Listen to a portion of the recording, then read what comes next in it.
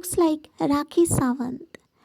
আরেকজন লিখছেন ওরি আর উর্বশীর ফার্স্ট কফি, এর কাছে গিয়ে এরকম থবড়া করে নেবো ভাবছি। আরেকজন লিখেছেন কাক থেকে ময়ূর হতে চেয়েছিল, এখন কাক তার পূর্বের সৌন্দর্য হারিয়ে ফেলেছে। আরেকজন লিখেছেন beauty expert without beauty লোল।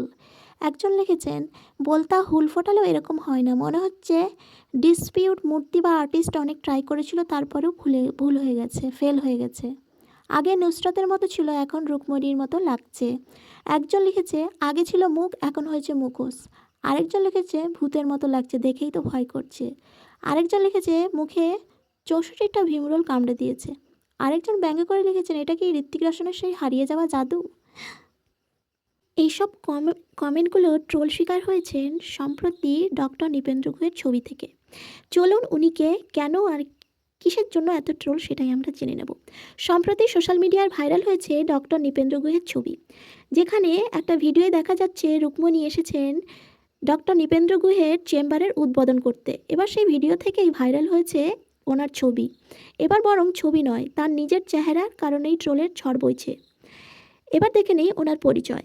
Doctor Nripendra Guha হলেন একজন মেডিকেল অ্যাথেস্টিক স্পেশালিস্ট। তার পেশা মূলত টলিউড, বলিউড ও হলিউড অভিনেতা অভিনেত্রীদের স্কিন ও চেহারার ট্রিটমেন্ট করা। কিন্তু এবার নিজের চেহারা নিয়েই তিনি ট্রোলের শিকার হচ্ছেন। অনেকেই ভাবছেন উনি কি আসলেই ডাক্তার। সোশ্যাল মিডিয়ায় তার কলেজ ডিগ্রি বা ক্লিনিকের রেজিস্ট্রেশন নাম্বার খুঁজে পাওয়া যায়নি। এমনকি কমেন্টে কেউ লিখেছেন কোনো ডাক্তার ইলেকট্রনিক্সে কাজ করতে চান, যা দেখায় মানুষের মধ্যে বিভ্রান্তি আছে। কোরিয়ান ফেস ক্রেজ এবং সার্জারির ব্যর্থতা। ডক্টর গুহ সম্ভবত বিটিএস বা কোরিয়ান পুরুষদের থেকে প্রভাবিত হয়েছেন। জাংকুক বা আরএমের মতো দেখতে চেয়েছেন, কিন্তু কোরিয়ানদের ফেস স্ট্রাকচার জেনেটিক। সঠিক সার্জারি বা ট্রিটমেন্ট করলেও তাদের মতো স্মুথ স্কিন বা নিখুঁত চেহারা তৈরি করা প্রায় অসম্ভব। ফলাফল হলো এক ধরনের সাকসেসফুলি ফেলিয়ার। সেটা এনার ছবি দেখেই বোঝা যায়। ইনি বারবার প্লাস্টিক সার্জারি, বোটক্স সার্জারি সমস্ত করে ওনার চেহারাই পুরো পাল্টে দিয়েছেন। আর এটা শুধু ব্যক্তিগত ঘটনা নয়, দেশের অনেক পুরুষ ও মহিলা এখন কোরিয়ান ফেস, কোরিয়ান স্কিনের দিকে ঝুঁকছেন, কিন্তু জেনেটিক্স কারণে প্রত্যাশা অনুযায়ী ফলাফল পাওয়া মুশকিল।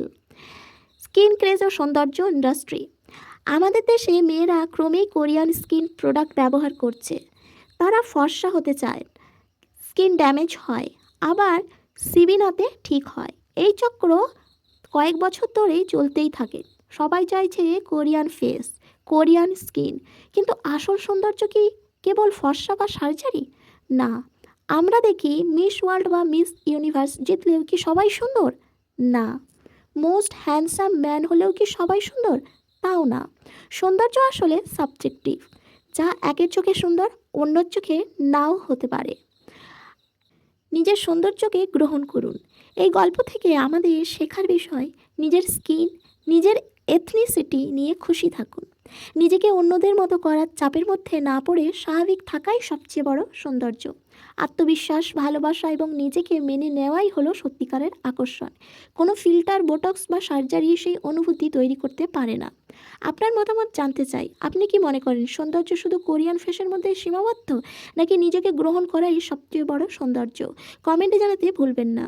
যদি ভিডিওটা ভালো লাগে তাহলে একটা লাইক করুন, আর এরকম ট্রেন্ডিং নিউজ পেতে দ্য বং স্টিল চ্যানেলটি সাবস্ক্রাইব করে পাশে থাকুন।